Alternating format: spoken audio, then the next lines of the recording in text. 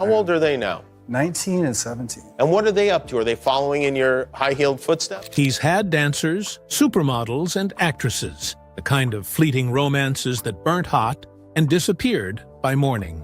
Slash didn't just play guitar like a rock god. He lived like one too. Fast, loud, unapologetically well. Women came and went like encores, each one more glamorous than the last. But now, at 59, with the chaos mostly behind him, the top hat-wearing legend has dropped a confession no one was expecting. After decades of headlines, heartbreaks, and backstage whispers, Slash has finally revealed who the real love of his life was. And it wasn't any of the women splashed across magazine covers. Slash's difficult childhood. Before the fame, the women, and the wild nights on Sunset Strip, Saul Hudson was just a restless kid from London, with a chip on his shoulder and nowhere to put it. Born on July 23, 1965, in Hampstead, he spent his early years in the quiet suburb of Blurton, Stoke-on-Trent, far from the chaos his life would eventually become. But the silence wouldn't last. At age 6, Saul left behind the rainy streets of England and followed his mother across the Atlantic to Los Angeles, California, where the world around him and inside him shifted completely. His roots were anything but typical. His mother, Ola J. Hudson, an African-American fashion designer and costumier, dressed legends like David Bowie. His father, Anthony Hudson, an English artist, moved in music circles as well, designing album covers for stars. Slash, as he'd later be known, came from two very different worlds, black and British, and he knew it. He once reflected on the irony of being both. How British musicians often imitated black Americans, while black American artists seemed to chase British cool. For him, it wasn't an identity crisis, it was fuel. While his mother chased careers and contracts in LA, young Saul bounced around. First raised by his father and grandparents in Stoke, he later rejoined his mother in the US, only to watch his parents separate in 1974.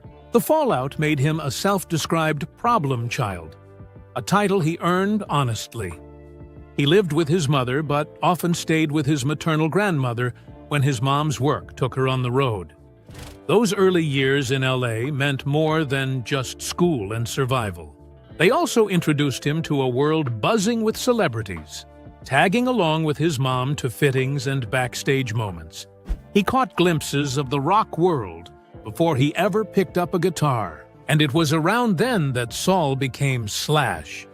The nickname came from actor Seymour Cassell, who said the boy was always zipping from one place to another, a kid in constant motion. It stuck, and so did the energy. But the moment everything changed wasn't a glamorous red carpet event. It happened in a girl's bedroom when he was 14. He had one goal: to finally get with this older girl he'd been chasing for a while. They smoked pot, turned on Aerosmith's Rocks, and something unexpected happened.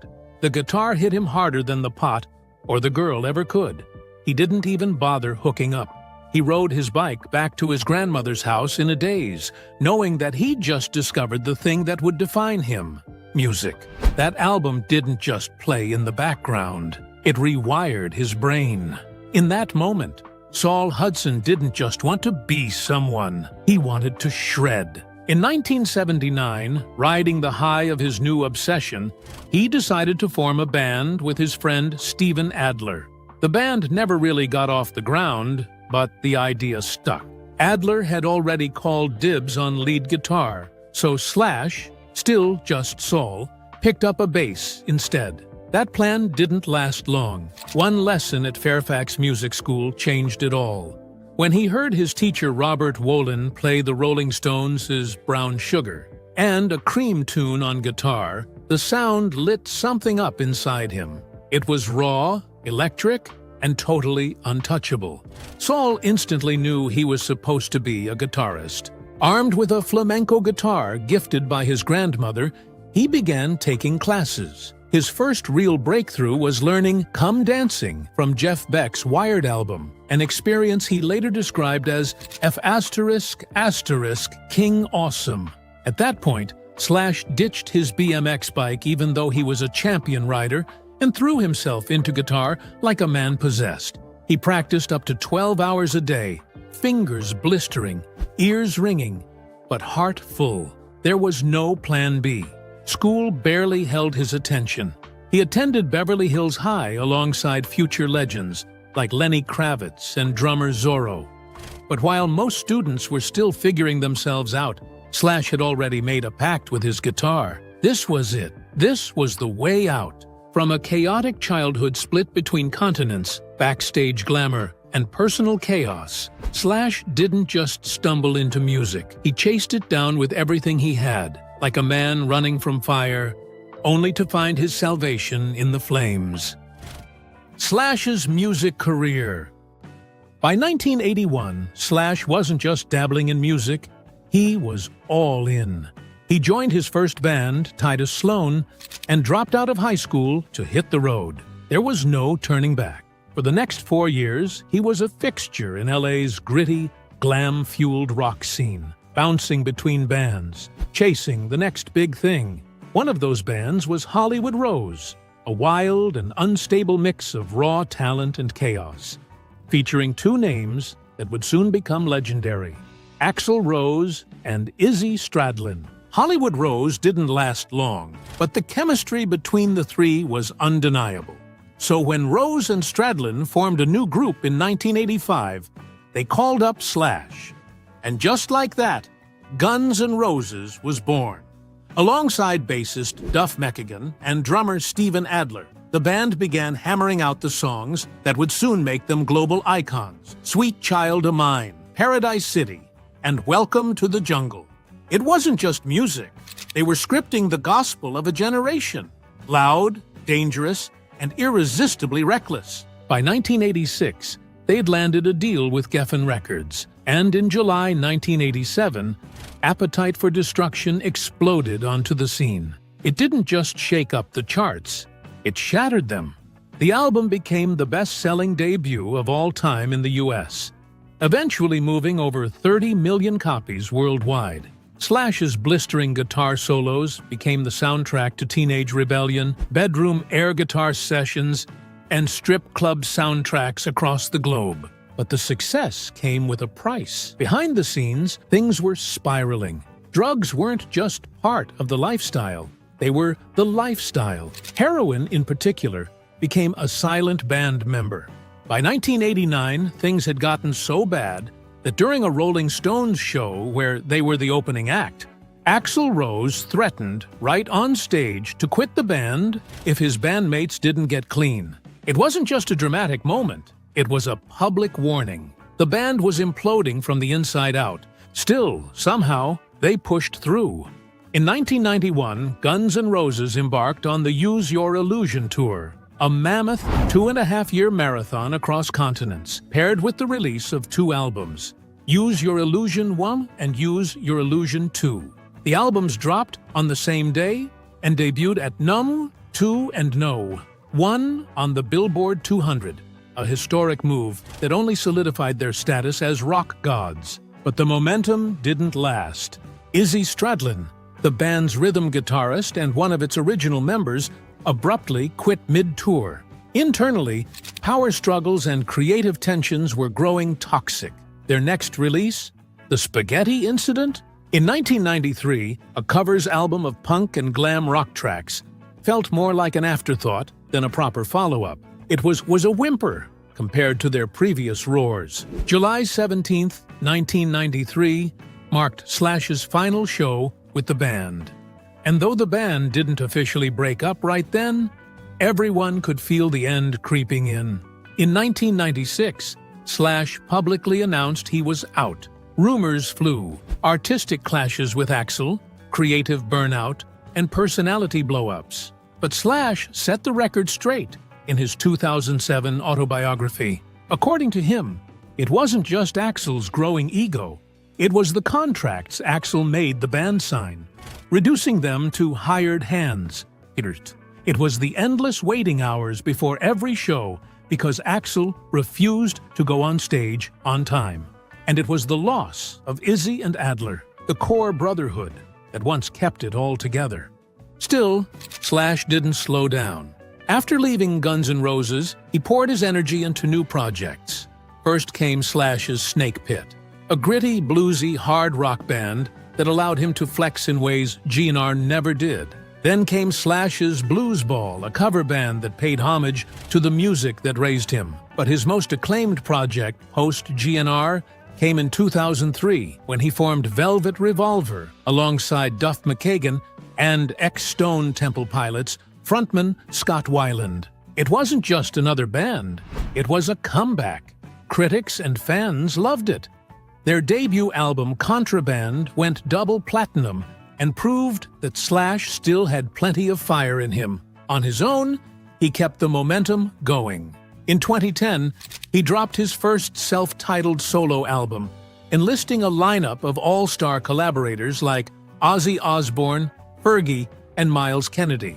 In 2012, Apocalyptic Love followed, cementing his musical partnership with Kennedy and earning rave reviews from critics and fans alike. Slash had become one of the rare rockers who could leave a legendary band and still command a stadium. Then, in a move no one quite saw coming, the past came knocking. In 2016, 2 decades after walking away, Slash rejoined Guns N' Roses for a massive 21-city North American reunion tour. With shows in Las Vegas, Coachella, and Mexico City, it was a full-circle moment that brought millions of fans back into the fold. Through breakups, addiction, rebirths, and reunions, Slash didn't just survive the rock and roll machine, he outplayed it. His name became more than just a stage moniker. It became shorthand for a guitar style that's as unmistakable as it is untamed. The top hat, the cigarette, the Les Paul. It's all part of a legacy carved from chaos. Slash's addiction. In the 1980s, if there was one thing almost every band had in common, it was the addictive use of substances. One of the most haunting examples of Slash's addiction came in the early 90s. During what should have been the prime of his career, he had injected himself with speedballs, lethal combinations of heroin and cocaine, and collapsed, completely unresponsive, in a hotel hallway. His heart stopped, and paramedics had to revive him. But this wasn't the only time he nearly died. It was just one of many nights where the line between life and death blurred, and somehow he walked away. From Guns N' Roses' wild glory days to the darkness that nearly consumed him, Slash's story of addiction and recovery remains as raw as any guitar solo he ever played. Slash later admitted that the substance abuse wasn't glamorous or rebellious, it came from boredom. Long tours, hours off stage with nothing to do, and endless access to excess had created the perfect storm. He reflected that he got into booze and drugs mostly just to kill time, but it escalated quickly. Before he knew it, he was locked in a real physical and psychological addiction. There was nothing casual about it. The way he drank was almost ritualistic. He claimed to go through 1 or 2 bottles of Jack Daniels a night, sometimes even a half-gallon, until he was drunk all the time. And that was just the alcohol. Heroin, pills, cocaine, everything collided in a chaotic swirl that blurred days and wrecked nights. By the late 90s, he was spiraling hard. The rock star lifestyle had become a death sentence in disguise. In 2001, at only 35 years old, he was diagnosed with cardiomyopathy, a form of heart failure directly tied to his substance abuse. Doctors implanted a defibrillator and gave him only weeks to live. His body was shutting down from the inside. The fact that he recovered at all felt almost supernatural. Still, for a while, even that wasn't enough to stop him.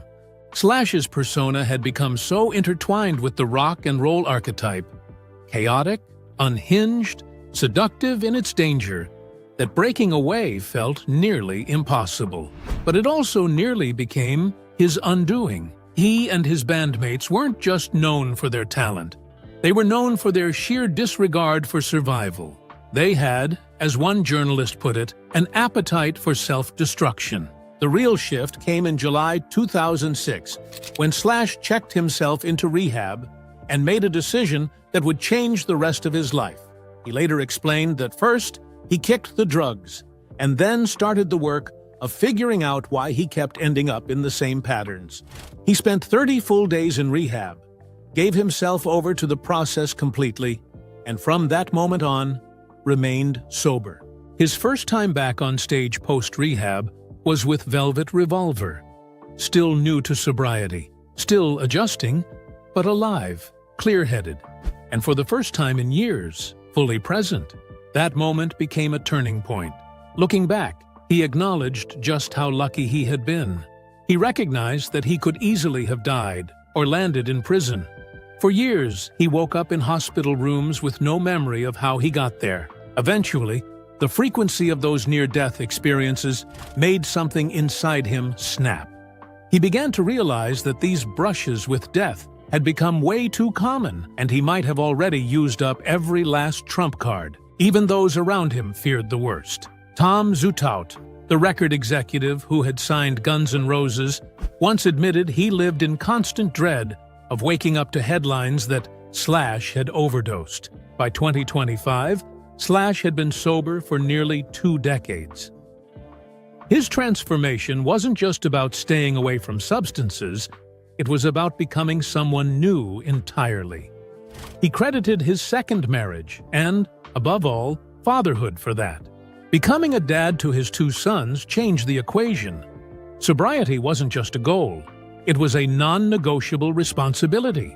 The old life of chaos didn't fit anymore. Not with tiny humans watching his every move. He had once risked everything for the high. Now he was risking everything to stay grounded for them. Slash's love life and messy divorce. Just like his music career, Slash's love life was once loud, wild, and messy, just like the music he played. He dated models, partied hard, and lived the kind of rock star life people read about in tabloids. But even he admitted that after years of chasing women like they were prizes, something shifted. In an interview with the Los Angeles Times, he said those flings didn't mean anything in the end. It felt empty. He didn't want quick thrills anymore. He wanted something real. That turning point came when he met Perla Ferrar in 1997. It wasn't planned. They bumped into each other at an after-party in Vegas, and again later at the Sunset Marquis. This time, they clicked. Both were heavy partiers, but there was something deeper between them. Perla had a strong personality, even bolder than Slash's. She could hold her own, and that caught his attention. In 2001, they got married in Hawaii and later had 2 sons, London and Cash. But their marriage wasn't all smooth. When Slash's health took a serious hit in 2006, he was just 35 when doctors told him he had heart failure caused by years of drug and alcohol abuse. Perla stood by him. That same year, he entered rehab and made the decision to change his life. He got sober, focused on being a better man, and leaned on Perla and his children for strength. Perla played a big part in that. Slash once said she was one of the most exciting and strong women he'd ever known, and during his recovery, she helped keep him steady. Being a father also changed him. For once, he wasn't living for the next party. He was living for his kids. But the relationship didn't last forever. In 2010, Slash filed for divorce, but later changed his mind and stayed. In 2011, they even renewed their vows in Ibiza. Perla wore her original wedding dress, and for a moment, it seemed like they had worked things out. 3 years later, it fell apart for good. In December 2014, Slash filed for divorce again and listed their separation date as June 15th. Things quickly got messy. As the legal process went on, Slash's team claimed that the marriage might not have been valid in the first place. Why? Because Perla's earlier divorce from a previous marriage wasn't fully completed before she married Slash. Perla said the mistake had been fixed years ago, with a judge officially ending her first marriage retroactively. But Slash tried to use the legal mix-up to argue that they were never truly married, which could have affected how much money Perla could claim in the divorce. In the end, they reached a settlement.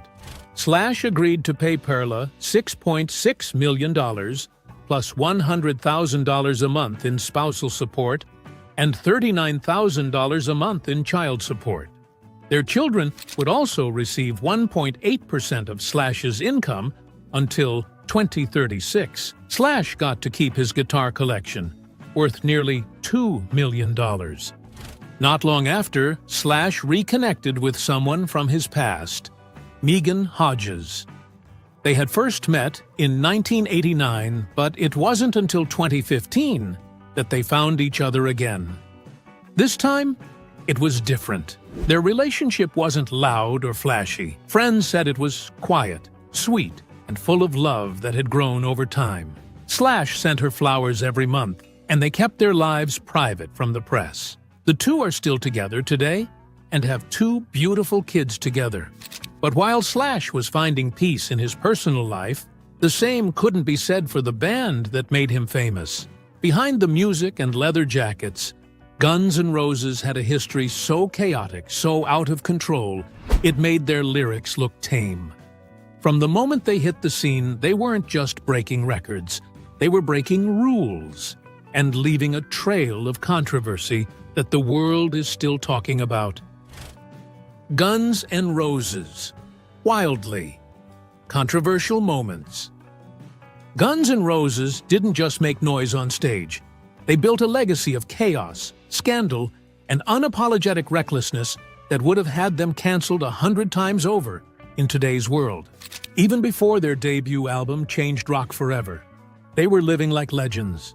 Loud, wild, and completely off the rails. It started in 1985 with what should have been their first tour. Duff McKagan, the bassist fresh from Seattle's punk scene, helped book a string of West Coast shows with the Fastbacks. But days before departure, Tracy E. Guns and Rob Gardner quit. With the tour hanging by a thread, McKagan called in Slash and Steven Adler.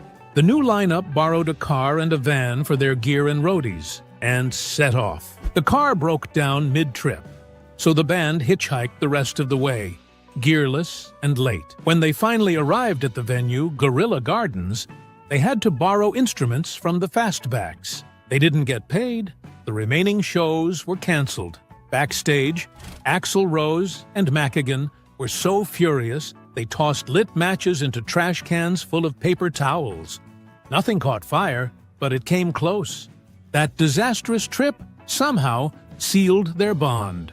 With no income and no record deal, they moved into a cramped, windowless rehearsal space known as Gardner Studio. It had no bathroom, only a shared one down the hall, which quickly turned into a cesspool of sex, drugs, and endless partying. It was here they wrote most of Appetite for Destruction and the B-sides. They also sold drugs, drank themselves unconscious, and robbed groupies while living on $3.75 a day. Enough for biscuits at Denny's and a bottle of Thunderbird.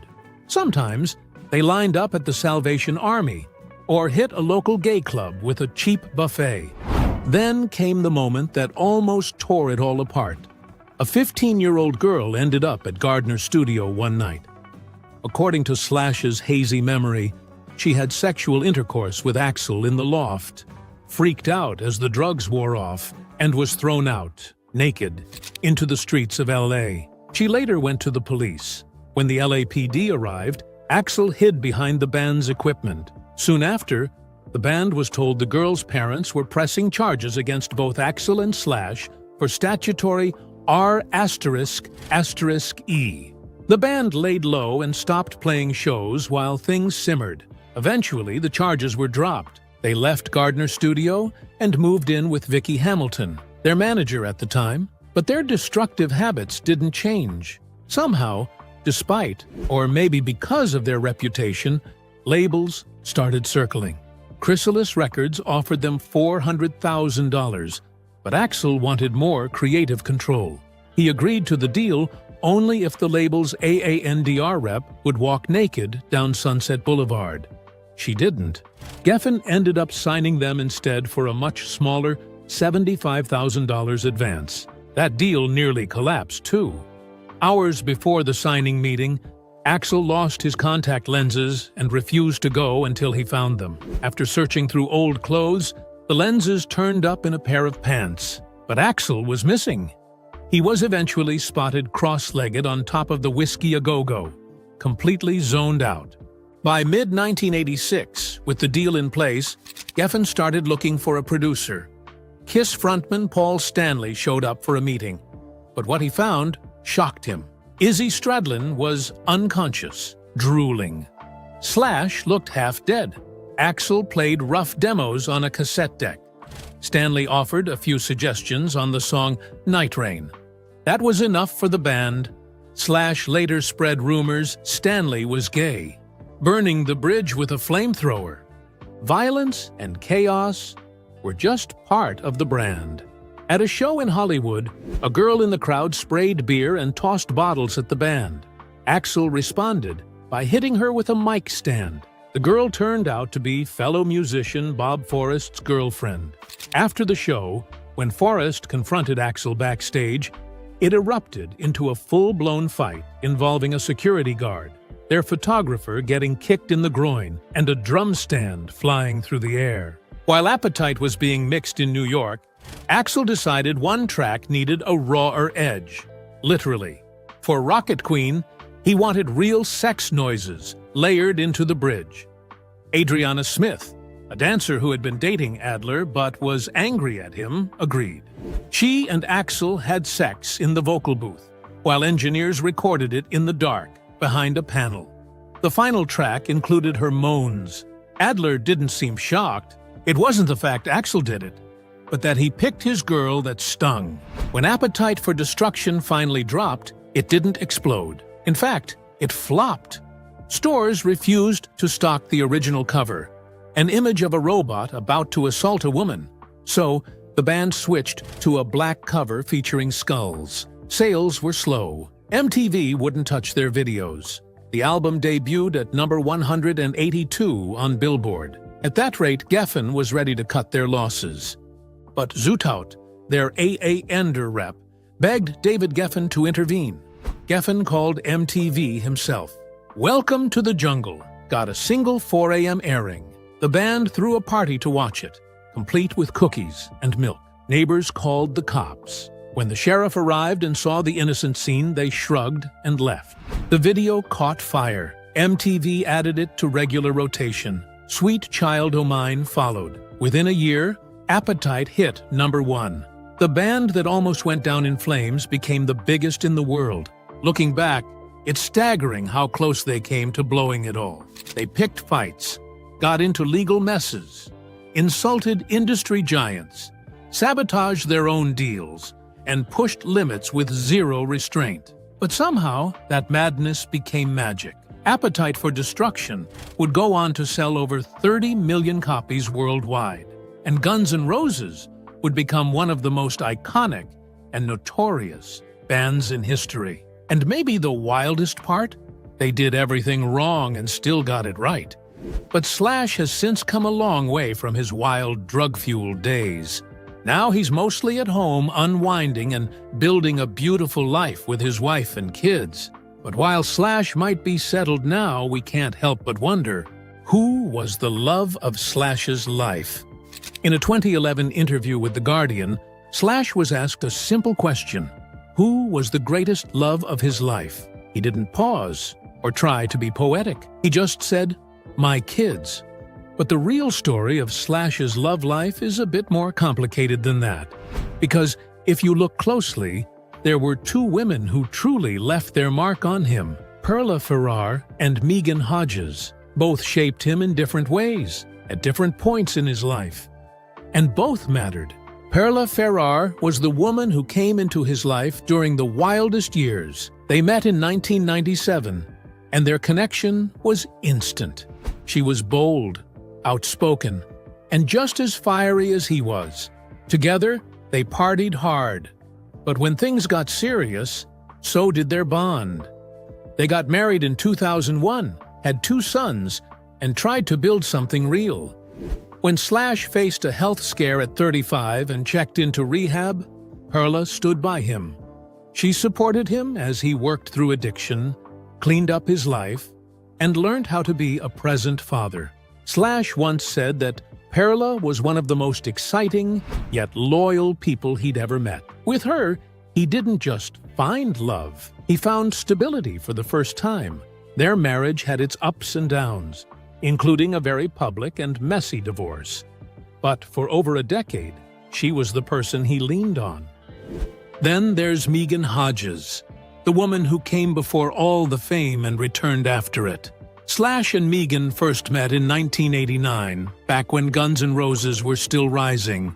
They had a spark back then, but life pulled them in different directions. Years later, after Slash's marriage ended, they found their way back to each other. This time, things were different. The chaos was behind him. The tours, the headlines, the rehab, the divorce. It was all in the past. And what Megan and Slash built was quieter, simpler. They weren't making noise in tabloids. They were living, posting sweet notes, sending each other flowers, and holding on to a love that didn't need to be loud to be strong. So when Slash said his kids were the greatest love of his life, he wasn't wrong. But if you really want to understand his heart, you have to look at the two women who helped shape him. One who helped him survive the madness, and one who helped him find peace after it. Which amongst the two women do you think is the greatest love of Slash's life? Share your thoughts with us in the comments below. Don't forget to like, share, and subscribe. Also, click the next video shown on your screen. You will enjoy it.